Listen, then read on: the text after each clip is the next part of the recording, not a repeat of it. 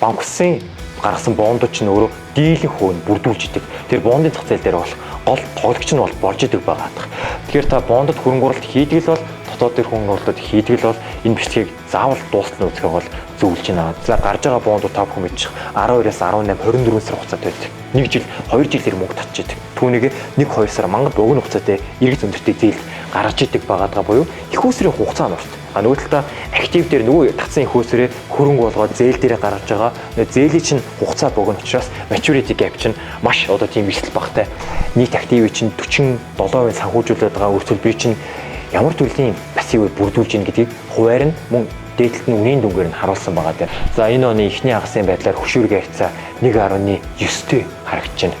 Буюу одоо өөрийн өрөнгөө 1.9 дахин хөшүүрэгдсэн дүнг бусад талуудаас зээл байдлаар, өртөлбөр байдлаар санхүүжилт татдаг гэдэг санаа шүү дээ. Энэ компани олж байгаа нэг бохир хүүгийн орлогоос 0.4-ийг нь буюу 40%-ийг нь өөртөө цэвэр ашиг болгоод авж байгаа л гэсэн санаа шүү дээ. За өнөөдрийн дугаараар хэдүүлээ банк улсын тухай ярилцсанаа. За чухал анализын өмнөх дугаарууд дээр банкны салбар, даатгалын салбарыг хэдүүлээ өмнө ярьж исэн байгаа. За банк улсын салбарыг бол дэлгэрэнгүй бүүджиж ярилцах хэрэгтэй. Яагад гэвэл Монголын бондын зах зээл дээр хамгийн том үнцаас гаргаж, хамгийн их бонд гаргасан, хамгийн их усүр татсан салбар нь өөрөө энэ салбар байж идэг баг. За Монголын хөрөнгөний бирж дээрх нээлттэй бондууд ч тэр биржийн бос зах зээл дээрх хаалттай бондууд ч тэр нийт одоо үнцаас гаргачийг салбараар наруул талбай түүнээс дээш үн санхүүгийн салбарууд бүрдүүлж идэг баг. За санхүүгийн салбар дотроо өөрөө банк улсын гаргасан бондууд ч өөрөө дийлэн хөөнд бүрдүүлж идэг. Тэр бондын зах зээл дээр бол гол тоглогч нь бол болж идэг байгаа.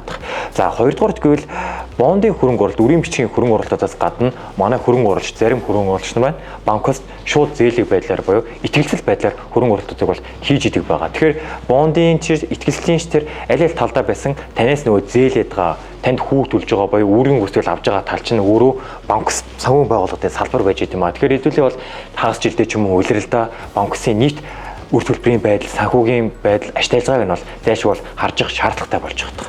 За нөгөө талаараа мэдээж банк ус чинь өөрөө Монголын санхүүгийн системийн гол оролцогч, томоохон тоглогч тал нь бол болоод явж идэг байгаа. За манай хөрөнгө оруулагч нараас саналууд ирж байна.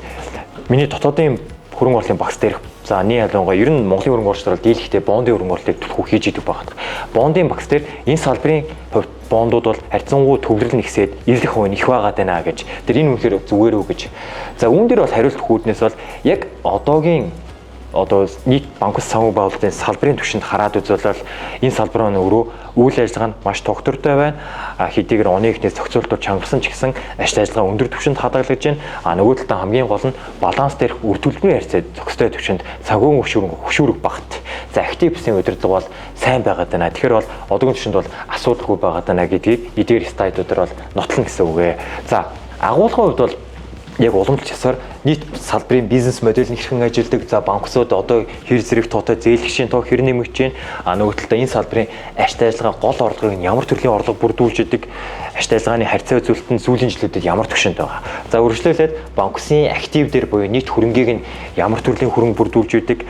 За зээл нь өөрөө нийт зээлийн багцын хэдэн үеийг нь ямар төрлийн зээлүүд сүүлийн түвхэн нэмэгдээд байгаа. Сүүлийн 5 жилд ямар өөрчлөлт гарч байгаа, актив зээлийн багц нь хэр зэрэг өсөж байгаа зэрэг. За үргэлжлүүлээ мэдээж тухайн активыг зээлийн багцыг санхүүжүүлж байгаа мөнгийг хаанаас бүрдүүлээд байна? Их усүр пассивын бүцэг нийтлээ дэлгэрэнгүй хараад явна. Одоо таны нөгөө хөрөнгө оруулалтад бонд ихтгэлцэл хэдэн үн бүрдүүлдэг гэдгийг. За эцэст нь мэдээж зээлийн чанар хугацааг яриад хөрөнгө оруулалтын бол зөвлөмжүүд бол хүрээд явах. Тэгэхээр та бондод хөрөнгө оруулалт хийдэг л бол дотоод төр хөрөнгө оруулалт хийдэг л бол энэ бичлэгийг заавал дуустал нь үзэхээ бол зөвлөж байна. За ингээд шууд слайдын агуулгатаа орцгоё. За хамгийн эхний слайд банк улсын ерөнхий тун үзүүлэлтэд танилцаад үзье. За ийшээ орохоос өмнө банк улсын бизнес модельийг товчхондоо хэлвэл ер нь бол банктай их төсөөтэй. Яадгүй гэхээр банксууд өөрийн хөрөнгө буюу дөрвийн сан байдлаар за танаас бонд байдлаар, ихтгэлцэл байдлаар, банкны зээл байдлаар өөр дөрөө хүүтэй их усүрүүдийг бол татан төвлөрүүлж идэг байна. За түүнийг нөгөө талдаа банк ус өөрийн нэрнээс зээл болгоод гаргаж идэг буюу нөгөө татсан хүү олж авсан зээлийн хүү хоёрын зөрүүн дээр банк улсын гол ашиг ажиллагаа тоглож идэг. Ерөөсөө их усртад зээл олгож идэг тийм банктай бол бизнес модельээр бол төсөвт. За яг хөө мэдээж төлбөр тооцоо гүйцэтгэдэггүй, хадгаламж татдаггүй гэдэг утгаараа бол банкнаас бол ялгаатай байгаа. За Монголын хувьд бол банкс маань өөрөө дийлэнхтэй бичил санхүүжилт буюу микрофинансыг тэр чигтэн бүхэлдэн коверлоод хангаад явж байгаа гол чухал орлогч тал байгаа. Бид хүн сайн мэдж байгаа. Автомашины зээл, хэрэглээний зээл гэдэг банксуудын зээлийг бол маш түгээмлээр бол хэрэгжилж ашиглаж идэг байгаа. За би ч гэсэн өөрөө бол банксын зээл бол өмнө бол авч ирсэн байгаа. За яг одоо бол Монголд 573 орчим банкс үйл ажиллагаа явуулж байна. Зүүн талын график дээр харуулж байгаа. Сүүлийн 5 жилээр харуулж байна. За хамгийн сүүлийн туг бол 2025 оны эхний хагас буюу Q2-оор авсан байгаа. 573 банкс явуулж байна. За ихвтэй шугамн график дээр бол зээлгчийн тоо, харилцагчийн тоог нь харуулж байна. За ингээд тэр бол зээлгчийн тоо маш эрчимтэйгээр өссөн 2.7 хүрчихсэн буюу сүүлийн 5 жил харахад жил дунджаар нэг 30 орчим хувиар маш эрчимтэй өсөж байгаа салбар гэдэг нь бол энэ график дээрээс харагдаж байна. За энэ салбар бол бас нэг онцлог нь бол ашигтай ажиллагаа бол бус салбараас харьцангуй өндөр байж идэг. Сүүлийн 5-10 жилд бол эрчимтэй өсөж байгаа салбаруудын нэг гэдгийг та бүхэн бол мэдж байгаа. За ямар төрлийн зээл бүрдүүлж байгааг бол мэдээж хэрэглээний болон автомашины зээлийн бүтээгдэхүүн бол гол зээлийг нь бүрдүүлж явж байгаа. За ашигтай ажиллагааг бол хэдлийн хамгийн сүүлд нь яг агуулгын уялдаа талаас хараад үзвэл за үүний дараагийн слайд буюу банк улсын активын бүтцийг нь хараад үзье. Хэдлийн зээлийн бүтцийг ямар төрлийн зээл бүрдүүлж байгааг нь хараад үзье. За зүүн талын график дээр мөн л сүүлийн 5 жилийн банксуудын нийт актив буюу хөрөнгийг нь босоо хөхөнгийн график дээр харуулж байна. За зээлийн багцыг нь бүгд цэнхэрөнгийг дээр харуулж тэр бумаар илэрхийлж байгаа. За ингээд тэр бол банксууд бол LED-ний 8 их 80-ийн активтэй болчихжээ. Маш өндөр өсөлт үзүүлсэн байгаа нэрс харагдаж байна. Активынч тэр зээлийн багцсанч тэр ер нь сүүлийн 5 жилд жилийн нийлмэл дундаж өсөлтөөр 40 орчим хувийн өндөр өсөлт үзүүлсэн байгааг тухайн график дээр бас харагдаж байна. Тэгэхээр зээлийн багц маань банксуудын зээлийн эрэлт хэрэгцээ, микро санхүүжилтийн эрэлт хэрэгцээ Монголд ямар өндөр байгаа гэдэг нь энэ салбар хэр зэрэг өссөн бэ гэдэг нь бол хэдүүлэл энэ дээрээс бол харж болох нэ. За актив бол 37.3% өссөн байна. Зээлийн багц нь 45% өссөн байна. Жил болгоолж байгаа. За ингээд хараад үзвэл Монголын нөгөө санхүүгийн систем чинь ер нь энэ салбар хэдэн үнд бүрдүүлээд байгаа юм бэ гэвэл Монголын санхүү системийн яг одоогийн байдлаар л нэг 89 орчим хувийг нь 73 их 80-ийн активтэйгээр банкны салбар бол үнэмхөөс бүрдүүлж байна. За банк улсын салбар бол олон жилийн өмнө жижигхэн байсан. Гэтэл эзлэх хуваа нэмэгдүүлсээр байгаад нөгөө актив зээлийн багцаа нэмэгдүүлсээр байгаад өнөөдрийн байдлаар эзлэх хуваа үнэмхөөс нэмэгдүүлсэн буюу 9.4% нь бол бүрдүүлээд байгаа юм байна. Тэгэхээр үлдсэн 2% нь бол нөгөө бидний мэдих даатгал хөрөнгөний зах зээл нь актив хэмжээгээр бол бүрдүүлж явах нэ. За тэгэхээр бол банк улсын салбар бол эрчимтэйгээр бол өсөж байгаа юм байна. За эдгээр активын бүтцийг нь яг гол слайдынхаа хүрээнд бол хараад үзвэл банксын нийт хөрөнгөийг юу бүрдүүлж байгаа гэвэл Монголын нөхцөлд бол сүүлийн ингээ 3 жилээр нарахад дунджаар нэг 82 орчим хувийг нь зээлийн хөрөнгө нь бүрдүүлж байгаа. Зээлийн багц нь бүрдүүлээд байна. За олон улсад бол энэ бол харьцангуй өөр байдаг. За Монголын нөхцөл бол харьцангуй өөр. Банксууд яаж яах вэ гэхээр болжлгүй их усртаа түүнийг зээл гаргаад явж исэн банксын өөрсдийн ашиг ажиллагаанд бол сайн байгаа даа. За нөгөө талд зээлийн эргэцэн ч өндөр, нөгөө гаргаж байгаа зээлийн хүн ч гэсэн өндөр байдаг. Тэгэхгүйгээр банксууд хөрөнгө оруулалт хийвэл мэдээж нөгөө хөрөнгө оруулалтын хүүн бол олгосон зээлийн хүүнээс бага бахан. Тэгэхээр бол банксууд 1% хөрөнгө оруулалт хийсэн буюу нийт активийнхаа 1 орчим хувийг л нэг 2 дугаар үлслийн байдлаар нөгөө бонд хувьцаанд бол хөрөнгө оруулалт хийдэг. Дийлэнх хувийг нь зээл байдлаар эргэлдүүлээд явдаг гэдэг нь 82% бүтцээр бол харагдаж байна. За үлдсэн мэдээж 10% бол мөнгө түнтэй адилах буюу нөгөө банкс төлбөр түрнгөөсдөх харьцаа үзүүлэлтийн хүрээнд бол мөнгөөр бүрдүүлээд эргэлдээд явдаг байх нь бол актив дээр бол харагдаж байна. За эдгээр банксыг нийт актив нь бол ерөөсөө зээл гэдгийг ойлголоо. За зээлийн багцаа бол одоо дэлгэрүүлээд лавшруулаад ороод үзье. За Монголд бол нийт банксын зээлийн 90 орчим хувийг нь хувь хүмүүс, өрхүүд та бид нар бол бүрдүүлж байна. За 10% нь нөгөө хуулийн этгээд компаниуд бол бүрдүүлж байгаа. Тэгэхээр дийлэнх нь хувь хүмүүс гэж бол хэлж болно. За баруун талын график дээр гэж байна. Нийт нөгөө банксын чинь зээлийн багцыг нь ямар төрлийн зээлүүд бүрдүүлж байгаа гэдгийг сүүлийн 5 жилээр босоо банк график дээр хуваар нь доор нь харуулсан байна. Дээр нь эзлэх дүнгээр нь мөн адил тэр бумаар харуулж байна. За яг одоо бол банксуудын зээлийн багц маань 6.7 их 80-ийн зээлийн багцтай байгаа. За хэдийг нь бүрдүүлж ийн гэдээ хараад үзвэл ихэнд хэлсэн дагуу дийлэнх хувийг нь буюу тал ба түүнээс дээш хувийг нь нөгөө хэрэглээний зээлүүд, финтек, аппликейшн зээлүүд бүрдүүлж ийн, автомашины фидүкцэн зээлүүд бүрдүүлж ийн, автомашины барьцаасан зээлүүд бүрдүүлж ийн.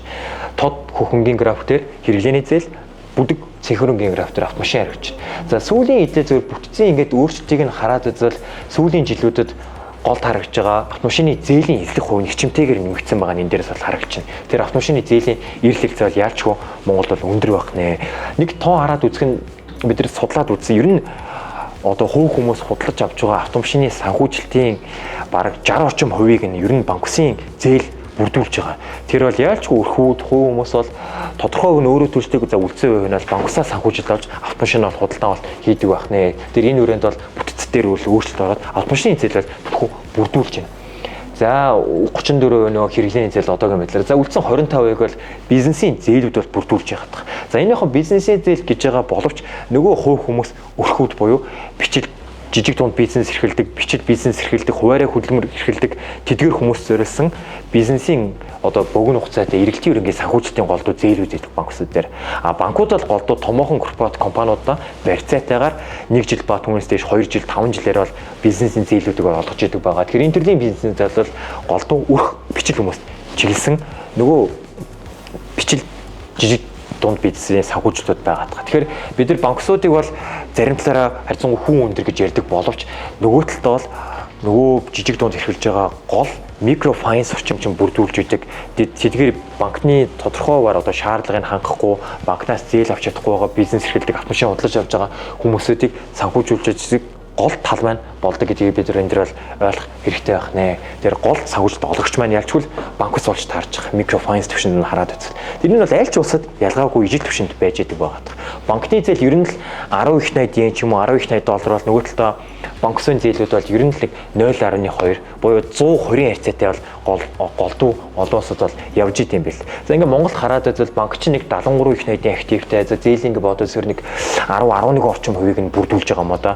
Тэр ахаад нэг ер нь 5-10% өсөх зээл олгох боломжтой орон зай бол олон улсын түвштэй харьцуулахад бүрэн боломжтой гэдэг энэ дээрс бол харагдаж байна. За тэр нийт зээлэг бол нэг иймэрхүү. Талбай түүнээс дээшийг нь нөгөө хэрэглээ автомашины зээл чинь бол бүрдүүлдэг байх нэ. За эдлээ дараагийн слайд руу орцгоё. Ер нь ямар төрлийн хугацаатай зээлийг олгож байна? Зээлийн чанар нь ямар байгаа вэ? Зээлийн эргэцэн хэр зэрэг байгаа гэдгийг харъя. За зээлийн чанар хугацаа. За ингээд хараад үзвэл яг одоогийн байдлаар бол нийт зээлийн багцын банкс дээр байгаа 65 орчим хувийн буюу талбай түүнээс дээш дийлэн хувийг нь 1 жилээс доош хугацаатай харьцангуй богино хугацаатай зээлүүд бол бүрдүүлж байна. Доотлын хүсдэгтэнд харуулж байна. 1 сар хүртэлх хугацаатай зээл бол нийт зээлийн 22-ыг бүрдүүлж байна. За 1-ээс 3, 3-аас 6 гэл. Ер нь л нэг жил хүрхгүй том богино хугацаатай зээлүүд чинь бол нэг 65%-ыг бүрдүүлж байгаа байна. За 2.5 жилээс дээш нөгөө хугацаатай зээлүүд чинь хараад үзвэл 20%-ийг нь буюу банкс дээр бол ерөөсөө ямар дүглэнд өрхөө гэхээр их усрөөц тал түүнийгээ маш өндөр эрэлттэй, маш богино хугацаатай, эргэц өндөртэй зээлүүдэд олгоол байдаг. Иргэн төлөлт нь орж ирэл зээлүүдэл олгоол байж идэг багтах. За үүний нотлох хүрээнд баруун талд нэг графикийг бол бэлдсэн багтах. Олгосон зээл, төлөвсөн зээлийг харуулж байна. Улирлаар нь харуулж байгаа юм дээр. За яг мэдээж аюул урт болох учраас сүүлийн 5 улирлыг буюу 2024 оны 1-ээс 2025 оны 1 хүртэлх 5 улирлыг нь харуулсан байгаа тань. За бүдэг хөхөнгийн график дээр бол тухайн улирлд банкус дээр нийт төлөгдсөн зээлийн хэмжээг харуулж байна. За ингээд тэлээ нэгдүгээр улирлаар хараад байсангуут ерөөсөө зөвхөн 1 сарын 1-ээс 3 сарын 31-ний энэ хугацаанд л гэхэд ерөөсөө нийт 3 их 80 зээлийн иргэн төлөлт орж ирсэн. Яг л банкусын чинь зээл нь өөрөө том богино хугацаатай байдаг. 25, 12% нь 3 сар хүртэлх хугацаатай. Маш богино хугацаатай буюу маш өндөр эргэцтэй байгаа гэх юм шүү дээ. Нөгөө хэрэглээ автомашины зээлүүд дээр.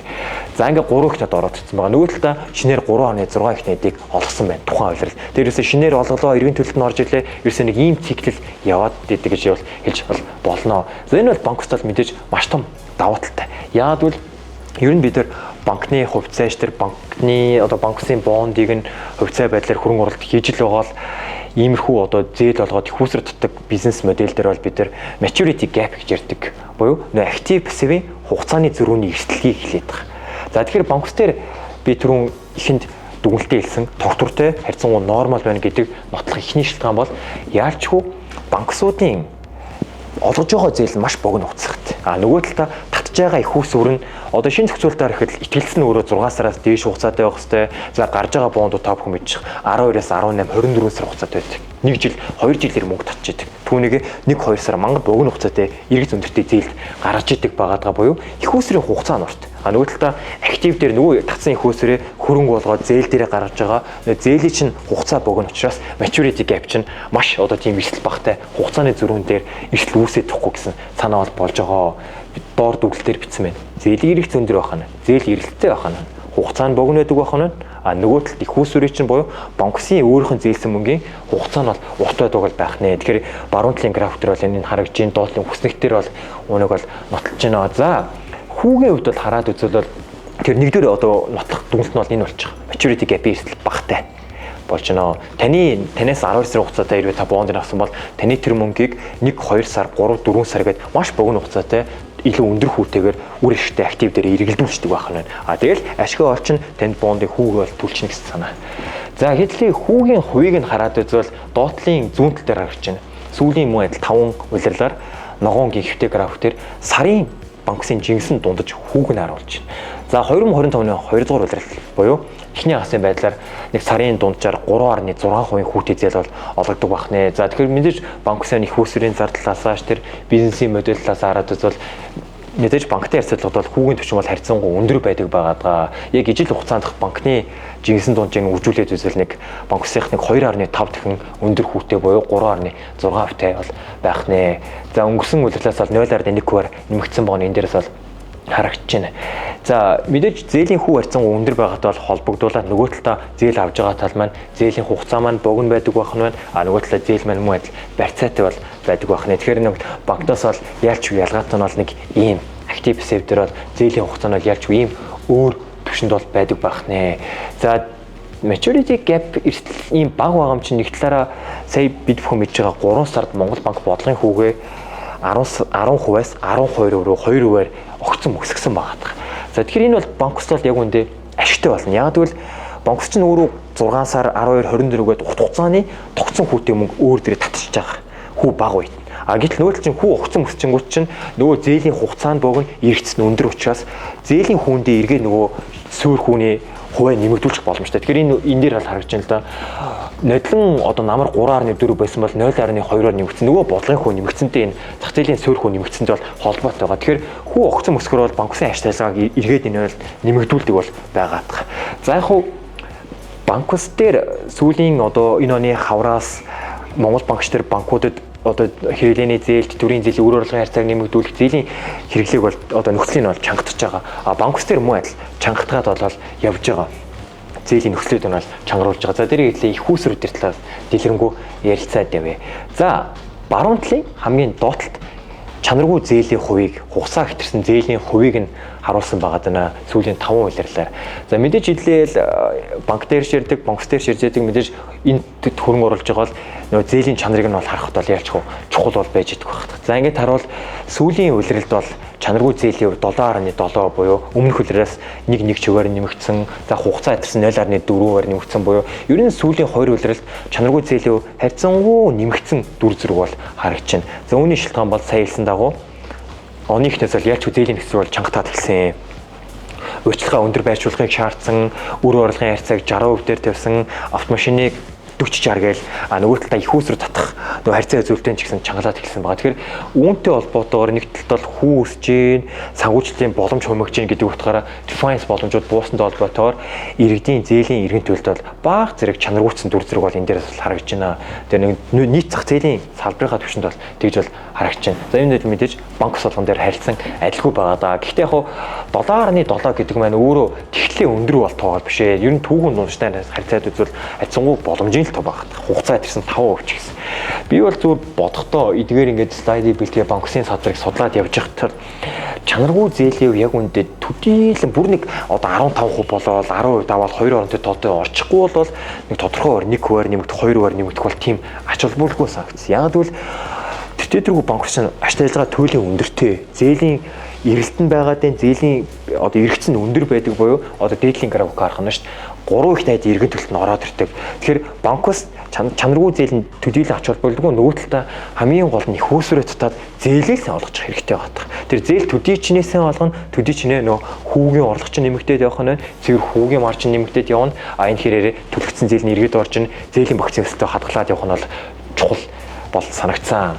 За зээлийн актив хувьд бол нэг иймэрхүү хугацаа богино байдаг байх нь байна, эргэц туйлын өндөр байдаг байх нь байна, хүмүүс дээр хэрэглээ автомашины зээлийн эрэлт өндөр хിവэр байна, цаашиж гэсэн өндөрөөр хадгалагдах хүлээлттэй байна. Нийт одоо энэ төрлийн зээлийн чинь санхүүжилтийг нь банк усаас л олгодог байх нь байна. Тэгэхээр микро бичил санхүүжилттэй бол гол оролцогч тал маань бол байдаг байх нь. Тэгэхээр энэ үрээд бол яачгүй актив зээлийн багцаа бол ингэж өндөр бол өсөжээ. За актив бол ингэ өссөн юм байж, зээлийн багц ингэ өссөн юм байж. За энэ мөнгийг таад банксууд хаанаас бүрдүүлээд байна? Их усүр нь буюу пассивыг нэдлээ бүтцлаас нь хараад үзье. За их юм уу саяны уламжлалсараа зүүн талын график дээр банк усын пассивын задрагааг нь та бүхэнд харуулсан байгаа дээ. За сүүлийн 5 жилээр нийт хөрөнгийг нь аль хувийг нь аль талуудаас бүрдүүлээд байна гэдгийг харж байна. За бүдэг цэнхэртээр бол эзэдийн өмч буюу нөгөө өөрийн хөрөнгө нь байгаа. Банк усуудын өөрийн хөрөнгө. Анх оруулагчийн дөрмийнсэн хоригдлогцсон ашгууд нь гэсэн. Тэр өөрийн хөрөнгө. За тоод өнгө дээр бол нөгөө үр төлбөр буюу ихтгэлцэл, бонд, банкны зээл, одоо өөр бусад төрлийн гадны хөрөнгө үр төлбөрийн зээлийн санхүүжилтүүд байгаа. За ингэж хараад үзвэл шууд дүнлээс хэлэхэд бол ер нь банк усууд бол ер нь л одоо нийт активынхаа буюу саний нөгөө нэг зээлээ юунаас санхүүжиж байгаа бол талбай түүнээс дээш хувийг нь өөрийн хөрөнгөөр бол санхүүжиж байна. 52% нь өөрийн хөрөнгөөр. За үлдсэн 47% нь үр төлбөрөөр бол санхүүжүүлж байна. За өөрийн хөрөнгө яаж ийм өндөр байна? Эзэдийн өмч яаж ийм өндөр байна гэвэл нөгөө ашиг ажиллагаа өндөр учраас жил болгоны хоригдлогцсон ашгаараа өөрийн хөрөнгөө нэмэгдүүлээд цаашдаа актив өсгөөд зээлийн багцаа өсгөөд явдаг нь энэ дээрээс бол харагдаж байна. За ингээд харуул өсөлтийн хувийг нь хараад үзвэл сүүлийн 5 жилийн нийлбэл дунджаар нэг банкны эзэдийн өмч байна өөрөө нэг жил болгон 26% мөн л адил өндөр өсөлтийг үзүүлээд явдаг байна. Ингээд бүтцийг нь хараад үзвэл. За энэ дээр яг нэг сүүлийн 5 жил дээр харьцангуй өөрчлөлт бол гарч байгаа. 2021 онд бол банк усаар дийлэнх хөрөнгөө бол өөрийн хөрөнгөөрөө буюу одоо 1.7 их найд байсан дүнж 0.9 их найдыг л татдаг гэсэн бол өнөөдрийн байдлаар харьцангуй нөө бүтц дээр өөрчлөлт ороод өөрөө ингээд санхүүжилт нь бага зэрэгээр буураад үр төлбөрийн санхүүжилт бол нэмэгдээд явсан баг.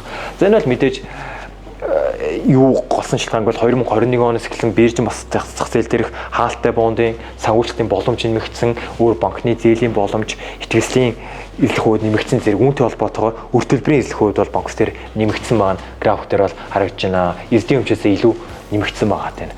Жил дунджаар нэг 57 орчим хувийн өндөр өсөлттэй байгаа тань. Өндөр хөшөөрөгд одоо үр төлбөрийн санхүүжилтийг бол банксууд нь өөр дээрээ татсан байгаа нь. Яг тэгвэл ингэж ижил нөгөө нэг зээлийн 45% зээлийн багцын өсөлтөө, актив өсөлтөө хангах хүрээнд. Учир нь зээлийнх нь эрэлт нь өөрөө өндөр байгаа учраас нэг талд бол зээлийн эрэлт өндөр бол түүнийг их усрал байдлаар, үр төлбөр байдлаар их усрал дутаад зээл гаргаж л байсан нь өөрөө банкс нийт активаа томруулна, ашиг ажиллагаа эзэдийн өмчийг нэмэгдүүлэх гол хүчрэг боломж нь бол болж идэг байгаа. За түүнийг эдлээ баруун талд нь санхүүгийн хөшүүрэг хараад үзье.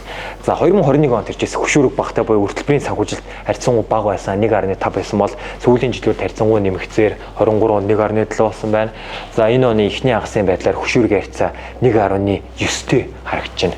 Буюу одоо өөрийн хөрөнгөө 1.9 дахин хөшүүрэгдсэн дүнг бусад талуудаас зээл байдлаар, үр төлбөр байдлаар санхүүжилт татдаг гэдэг санаа шүү дээ. Нийт актив бол өөр өөрт нь хувааж байгаа гэсэн үг. Тэгэхээр энэ тоо хэрвээ 2 ба түүнээс дээшийг даваад ирвэл өөрийн хөрөнгөөсөө их хэмжээний дүнтэй үр төлбөрөөр активаа санхүүжүүлдэг гэдэг дүгнэлтэнд бол хүрч болно. За шууд дүгнэлтээс хэлэхэд бол яг одоогийн байдлаар өөрийн хөрөнгийн 53% буюу дийлхөө эзэмчээр санхүүжүүлсэн үр төлбөрийн харьцангуй нормал түвшин буюу санхүү хөшөрөг 1.9-тэй эрсдэл дунджаас бага түвшинд байгаа даа. Буюу үр төлбөрийн харьцангуй нормал гэж бол ойлгож болох нэ. Яг сүүлийн үед бол нэмэгдээд явж байгаа ч гэсэн. За доотлол дээр нь харагдаж байна. Ямар үр төлбөрүүд төрүүлжсэн. Эзэдийн өмчөө хасаад за нөгөө нэмэгдээд байгаа үр төлбөр чинь нийт активын чинь 47% санхүүжүүлээд байгаа үр төлбөрийг чинь ямар төрлийн пассивыг бүрдүүлж ийн гэдгийг хуваар нь мөн дээдлэлт нь үнийн дүнгээр нь харуулсан байгаа даа. Мөн тэрбум хуваар, тэрбум төгрөгөөр. За ингээд харуул дийлэн хувийг нь банк усууд дээр бол эхний хагасын байдлаар нь 31 орчим хувийг нь итгэлцэл бүрдүүлж байна. За 17% нь бондын санхүүжилт бүрдүүлж байна. Нөгөө та бидний хөрөнгө оруулалт байгаа нээлттэй хаалттай бонд. За 38 орчим хувийг нь банкны зээлүүд бүрдүүлж их. Бусад 14% нь бусад төрлийн санхүүжилт бол бүрдүүлээд бол явж явах нэ. За эзлэх хувьд бол мэдээж итгэлцлийн бол өндөр байгаа даа. За цаашдын хугацаанд бол сая сонгоцол хороноос одоо иргэдийн хэрэглээний зээл, энэ хит зээлийн өндөр хэрэглээний одоо хөшүүрэг, зээлийн санхүүжилтийн бага зэрэг хумх үүднээс энэ хаалтыг бага зэрэг бууруулах үүднээс бол банк ус алилыг нь зээлийн нөхцөлийг бол чангадчихсан байгаа. Өр урлагийн харьцааг нэмэгдүүлэх замаар. За одоо ч банк ус дээр өөрөөр хэлбэл 60 төвчтэй байгаа. За нөгөө талаа пассив буюу их усрын татаад их усрын харьцааг нь ч гэсэн модал чангалсан байгаа. Хуучин 80 байсан бол 60 болгосон. За бондын санхүүжилтийг 50 байсан бол 30 болгосон гэдэг энэ төрлийн санхүүжилтийг нь банксын нөгөө пассивын их усрын боломжийг нь бага зэрэг хумсан байд дүр зөрөгтэй байгаа. За энэ саарл өнгийн график дээр байгаа шинэ зохицуулалтаар бол одоогоор бол банксууд банкны зээл аваад пассива нэмэгдүүлэх одоо төр боломжийг нь бол хаачихсан байгаа. Банкны зээлийг нь бол төр хаачихсан байгаа. Тэгэхээр банксууд дээр ямар одоо цаашдын зүйл тулгарч ийнэ гэвэл илүү төлхөөтэйгээр хөрөнгөний зах зээл дээр нээлттэй бүтээгдэхүүн дээр хөрөнгөөр бусгаас үнцас байдлаар санхүүжил татах мөн гадны банк санхүүгэн байлуудаас шинэ төрлийн их үүсрүүдийг татах хамгийн гол нь банкус цаашдын зээлийн багц хүүгийн орлого өсөлтөө бариад явъя гэвэл нөгөө талаа банкус ялч өөрийн эзэдийн өмчийг нэмэгдүүлэх шаардлага бол тавиад явж байгаа нөгөө нийт системийн аюулгүй байдлын үдээс. Тэр хэдүүлээ бол хувьцаанд нь хөрөнгө оруулж байгаа бол банкус тарьцангуй урт хугацаанд хөрөнгө оруулж байгаа бол хувьцаанд хөрөнгө оруулж байгаа бол гаднаас их үүсвэр татах боломжтой мөн хөрөнгө оруулалт үнцээс гарах боломжтой их үүсвэрийн өсөлтөд цааш хангаад явах боломжтой банкуд бол хөрөнгө оруулалтыг зөвлөж ийн ихтгэлцэл байдлаар бонд байдлаар хөрөнгө оруулсан та бид бол харьцангуй богино хугацаанд хөрөнгө оруулсан байгаа учраас энэ 1 жилийн хугацаанд энэ 18 сарын хугацаанд миний мөнгийг гаргаад өгөх боломжтой юу үр төлбөрээр цаанд байгаа гэвэл яг одоо бол нормал түвшинд харьцангуй эрсдэл банк түвшинд бол хадгалж байна. Хөшүүрэг 1-9-тэй эрсдэл унжаас бага байна. Актив пассив эрсдлийн удирдлага өмнөх слайдер хийж зарцсан бага байгаа байна. За үр төлбөрийн бүтцийн хувьд бол нэг иймэрхүү сүүлийн жилүүд бол өөрийн өрөнгөөс илүү үр төлбөрөө санхүүжилж байгаа хувь нь бол нэмэгдсэн байна. За цаашдын хувь хувьд бол мэдээж банкны зээл авах боломж буурсан, ихтгэлцэл бондын харьцаа үзүүл чангарсан учраас энэ хувь маань харьцангуй өөр түвшинд бол хадгалаад ирнэ. Гэхдээ бол мэдээж банкс төр зээлийн эрэлт хэрэгцээ өндөр байгаа учраас банксууд бол энэ зээлийн эрэлтийг хангахын тулд ямар нэгэн байдлаар их үүсрэл гаргаж л таар.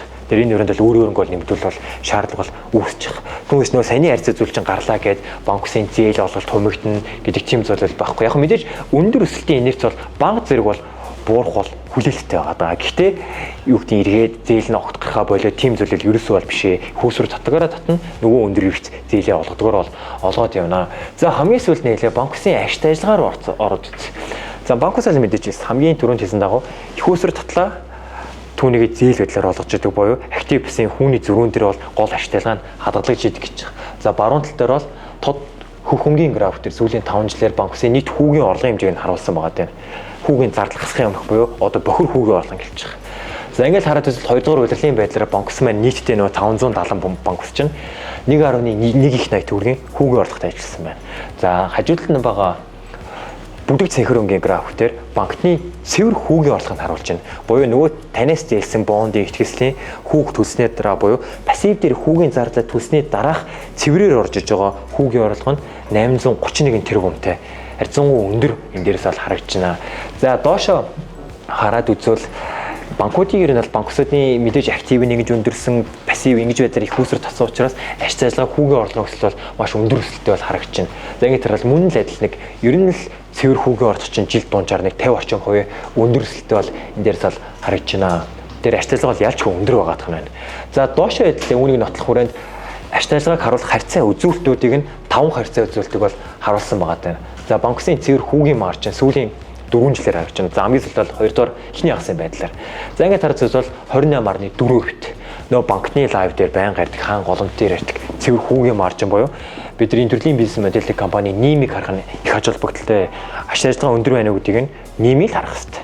За нийм юу гэвэл мэдээж банкс нөгөө нэг хүү болох боломжтой активүүд дээрээсээ хэдэн үеийн хүүгийн орлого олж ийнэ гэдгийг нь харуулж байгаа. Тэр бол банкнаас үнэмлэх хүүц өндөр буюу нөгөө 2.5 дахин өндөр гэдэг шиг цэвэр хүүгийн маржин маань 28.4% дээр маш өндөр түвшинд хадгалагдсан. Сүүлийн жилүүд бол өндөр үзүүлэлт нь бол энэ дээрээс бол харагдаж байна. За сүүлийн жилүүдийн өөрчлөлт мэдээж нөгөө зах зээлийн саялсан дагуу суур хүүгийн орц бодлогын хүүгийн өсөлттэй бол холбоотой байгаа. За доошлуулад нийт ашигын маржин, цэвэр ашигын маржинг харуулсан байгаа тань. За энэ сүүлийн 3 жил дээр бол баг зэрэг буурсан дүр зурагтай харж байна. Гэхдээ мэдээж өндөр түвшинд бол хадгалагдж байгаа. За яагаад цэвэр ашигын маржин 2023 43 байжснаа 2025 оны эхний хагас 40 болоод 3-аар буурчих ба гэвэл түрүүн ярьсан дагуу нөгөө пассив дээр их үүсвэр байдлаар банкуд чинь өөрөө хүүтэй их үүсвэрүүдийг хэмжээгээр татсан. Нөгөө эзэдийн өмчөөс илүүтэйгээр зээл, ихтгэлцэл, банкны зээл, бондын зээл байдлаар. Тэгэхээр чи нөгөө хүүний зардал чинь нэмэгдээд ирэнгүүт цэвэр хүүгийн орлого, цэвэр ашигын маржин ч бол тодорхой бол бууж байгаа. Гэхдээ нийт үр дүндээ буюу нөгөө бялуугаар томруулсан нийт активын багцын өсөлт бол хангаад явчих. Тэгэхээр цэвэр ашигын маржин бол 40 гэдэг бол хангалттай өндөртэй. Энэ төрлийн ашигын маржинтай компани бол салбарууд бол харьцангуй бол ховор байгаа. Тэгэхээр ихэнд хэлсэн дагуу яалтчгүй өндөр эрчимтэй өсөж байгаа ашигт ажиллагаа өндөртэй салбар гэдгийг бид нар ашигын маржин болон цэвэр ашигын маржин дээр бол харж болох нэ. Ер нь цэвэр ашигын маржин 40.5 гэдэг чинь энэ компани олж байгаа нэг бохир хүүгийн орлогоос 0.4-ийг нь буюу 40%-ийг нь өөртөө цэвэр ашиг болгоод авж байгаа гэсэн санаа шүү дээ. Хэрвээ та хувьцааны эзэмшдэг бол таны өөрөөр нь генерээр нэмэгдэнэ. Та бондын эзэмшдэг бол ашигт ажиллагаа өндөртэй учраас таны бондын эргэн төлөлт бол харьцангуй эрсдэл багтай бол мэдээж байгаа банксаас бол хамаарна. Энэ бол мэдээж салбарын түвшинд нь бол ярьж байгаа. Тэгэхээр яаж өндөр байх вэ? За доошлуулаад хамгийн сүүлд нь эзэдийн өмчийг өгөөж нөгөө хувьцаа эзэмшийн өрнгийг хэр зэрэг хуваар нэмэгдүүлж ийн гэдгийг зөвлөлийн жилүүдээр бол яг 25 оны эхний хагас бол мэдээж нөгөө тал хугацаанд хашиг учраас 2 дахин бага ухнаад ойлгомжтой 10%-тэй 5%-тэй бол зааж. Өмнөх 3 жилийг нь хэдлээ хараад үзвэл 2024 оны байдлаар банксууч нэг жил болон ашиг ажиллагаараа эзэдийн өмчөө нэг 19%-ийн үр ашигтайгаар нэмэгдүүлээд явдаг байх нь энэ дээрс харагдаж байна. За салбартаар зөвлөл 19 гэдэг бол маш өндөр тоо. За нийт актива эргэлдүүлээд хэр өгөөж болоод байна гэвэл мөн л адил 9 сарны 8-нд банк чинь энэ дээр нэг бие андуураг бол 2-3%-тэй байдаг байх санаж. Тэгэхээр яалтчгүй банкус савгүй байгууллага энэ төрлийн салбар бол Монголд эрэл хэрэгцээ өндөртэй ашигт ажиллагаа бол маш өндөртэй гэдэг нь эдгээр 5 харьцаа үзүүлэлтээр бас харагдж байна. За сүүлийн 5 жилийн өсөлтийг ч гэсэн та бүхэн харж байгаа даа. За тэгэхээр бол банкусын салбар бол нэг салбарын онтой дэлгэрэнгүй харахад бол иймэрхүү байлаа. За эцэст нь танд хөрөнгө оруулалтын зөвлөмжийг чухал анализын концепт дагуу хүрэхэд бол хувьцаанд та банкусын хувьцаа за бирж дээр инвестор ленд гэх хувьцаанууд байгаа. Бид бүхэн 3 сараас 4 сараас ленд дээр судалгаа хийгээд нийт хөрөнгө оруулалт шалгач нараа лендийн хувьцааны шинжилгээний материалыг явуулчихсан байгаа. Мэдээж тэр хувьцааг санал болгосон. За яагаад лендийн энэ төрлийн банкусын лендийг санал болгосон бэ гэвэл түүнээсэн дагуу сая зохицуул тарьцаа үзүүлэлт харьцангуй чангарсан. Цаашд бол зээлийн багцын өсөлт хүүгийн орлогын өсөлтөд хадгалаад явах банксууд бол харьцангуй гаднаас их үүсвэр татах боломжтой үйл ажиллагааны доктортой томоохон банксууд. За тэр дундаа ленд, инвестор гэх мэтчлэн Японоос, Англиас, IFC-гээс бол санхүүж татсан. Энэ төрлийн банксууд бол их үүсвэрээ нэмэгдүүлээд өөрөнгөө нэмэгдүүлээд пассива нэмэгдүүлээд байх нь үүнийг дагаад нөгөө актив дээрх зээлийн багцын нэмэгдээд хүүгийн орлого нь бол хадгалаад байна. За нэгдүгürt хоёрдугаарт бонд итгэлцэлд хөрөнгө оруулж байгаа та бид бол яг одоо бол салбарын түвшинд харахад бол өртөлбөрийн харьцаа бол үнэхээр норм түвшинд бол банксын үйл ажиллагаа бол хэвэн байгаад байна. За яг хуу та шинээр бонд авч байгаа бол би зөвлөхөд банкс дээр харьцангуй 3 жил ба түүнээс дээш үйл ажиллагаа доктортой явуулсан, үйл ажиллагаанд тогтворчсон. Нөгөө талдаа хоёрт харах хүчин зүйл бол банкс дээрх та активын зээлийн багцыг нь бол харах яалчгүй хэрэгтэй.